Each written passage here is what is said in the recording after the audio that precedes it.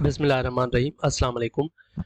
Coordinate system या Cartesian plane के अंदर सिर्फ पॉइंट्स नहीं प्लॉट होते हैं, वहां पर आप इक्वेशन प्लॉट कर सकते हैं, फंक्शंस प्लॉट कर सकते हैं, रिलेशंस को प्लॉट कर सकते हैं। इसी तरीके से एक और चीज भी प्लॉट कर सकते हैं जिसको हम कहते हैं scatter plot. Scatter plot basically points का प्लॉट होता है, यानी कि ये पॉइंट्स ही प्लॉट हो रहे हैं। और ये जो चीज़ है ये बहुत ही एप्लीकेटिव है, यानी कि इट्स अ प्रैक्टिकल थिंग। जैसे कि मेरे पास एक एग्जांपल है, आपके पास एक किसी जगह का टेम्परेचर का रिकॉर्ड मौजूद है, यानी ये आपके पास मंथ्स है और यहाँ आपके पास टेम्परेचर है। यहाँ पहला मंथ जनवरी है, जनवरी के अंदर जो है वो टेम्परेचर है -39। फिर दूसरा मंथ आपके पास फरवरी है, वहां पर भी -39 आपके पास टेम्परेचर है। तीसरा मंथ मार्च है, वहां पर 29 है। अप्रैल के अंदर आपके पास फिर -5 हो जाता है। फिर मई के अंदर आपके पास जो टेम्परेचर है वो 17 हो जाता है। फिर जून के अंदर आपका जो टेम्परेचर है वो 27 हो जाता है। फिर जुलाई के अंदर आपका जो टेम्परेचर है वो 35 हो जाता है। फिर अगस्त के अंदर जो टेम्परेचर है वो हो जाता है आपका 32। सितंबर के अंदर फिर आपका टेम्परेचर बन जाता है 22। ओके, अक्टूबर के अंदर इट इज 8। फिर नवंबर के अंदर वो -23 पे चला जाता है। फिर दिसंबर के अंदर वो -34 पर चला जाता है। सो ज़्यादा से ज़्यादा टेम्परेचर आपके पास ये है 7th मंथ जुलाई के अंदर 35 डिग्री फ़ारेनहाइट, और कम अज़ कम आपके पास जनवरी और फरवरी में -39 है। हमारा काम है इन पॉइंट्स को, यानी इनको पॉइंट्स की फॉर्म में रखकर इनको फिर प्लॉट करना। फिर वो जो प्लॉट बनेगा, यानी 1 के साथ -39 एक पॉइंट बन जाएगा, 2 के साथ -39 ये भी एक पॉइंट बन जाएगा। इस तरह पॉइंट्स बनाकर इनको प्लॉट करेंगे और वो जो प्लॉट बनेगा उसको हम कहेंगे स्केटर प्लॉट। फिर जब ये स्केटर प्लॉट बन जाएगा तो फिर हम बहुत सारी इंफॉर्मेशन उससे कलेक्ट कर सकते हैं। जैसा कि वो जो प्लॉट बनेगा उसको देखकर हम बता सकते हैं कि हमारा जो डेटा है वो किस तरह से बिहेव कर रहा है। हम ये भी बता सकते हैं कि क्या वो इंक्रीज कर रहा है, किस इंटरवल के ऊपर इंक्रीज कर रहा है, किसके ऊपर डिक्रीज कर रहा है। और इसके साथ साथ हम ये भी देख सकते हैं क्या कोई ऐसा मैथमेटिकल फंक्शन है जिस जैसा ये डेटा दिखता है। So let's label this X as time axis, यानी यहाँ पर हम मंथ्स को रिप्रेजेंट करेंगे और वाई एक्सिस के ऊपर हम जो है वो टेम्परेचर को रिप्रेजेंट करेंगे। सो let's label these. So let's say this is 1 2 3 4 5 6 7 8 9 10 11 12।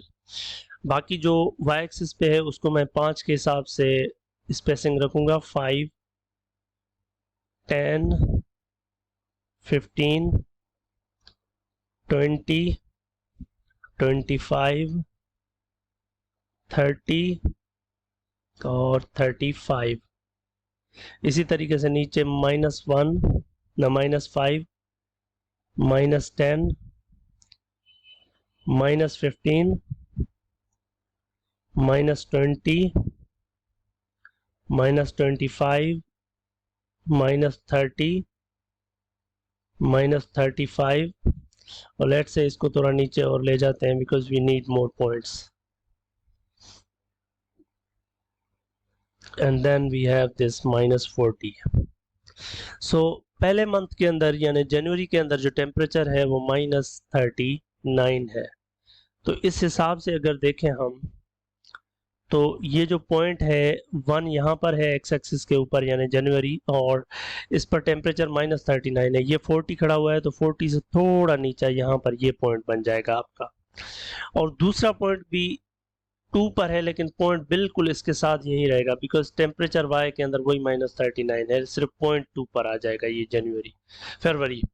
मार्च के अंदर आपका जो टेम्परेचर है वो है -29, तो 29 को ढूंढते हैं माइनस का, यहाँ 30 है, सो इससे थोड़ा नीचे यहाँ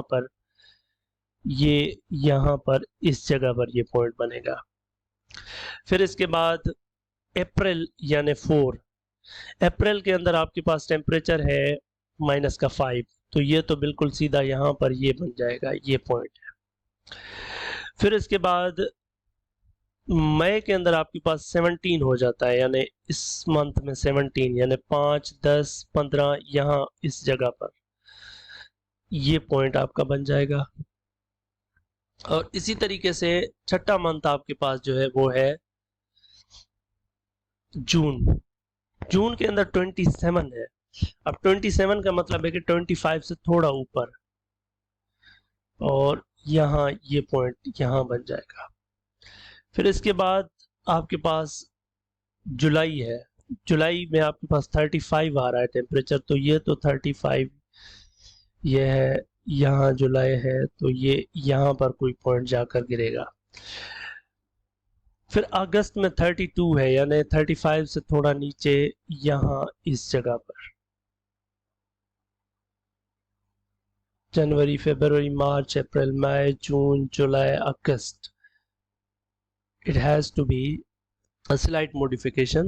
So our July is 7, so January, February, March, April, May, June, July is 35, and then we have August 32. So August is 32 here, and these 2 points are not included.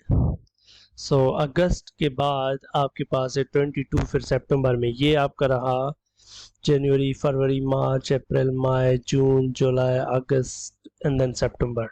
अब सितंबर में आपके पास 22 है, यानी ये आपका सितंबर है और ये आपका 22 है, तो ये पॉइंट यहाँ पर कहीं आकर मिलेगा।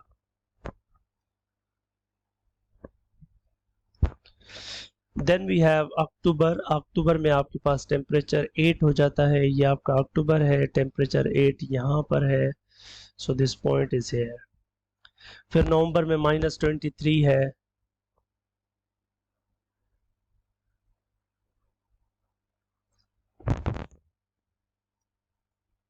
नवंबर में -23 है, तो -23 को नीचे फाइंड करें, ये 20 के बाद यहाँ पर, तो ये इस जगह आएगा, और फिर -34 वो यहाँ पर चला जाएगा। सो इस तरीके से आप नोट कर सकते हैं कि पहले आपका टेम्परेचर जो है वो रेज हो रहा है यूं, और फिर पीक को पहुंचता है और फिर ये कम होना शुरू हो जाता है। So that is the sketch, you know, these points are basically sketch. That way you can make many other sketches as well.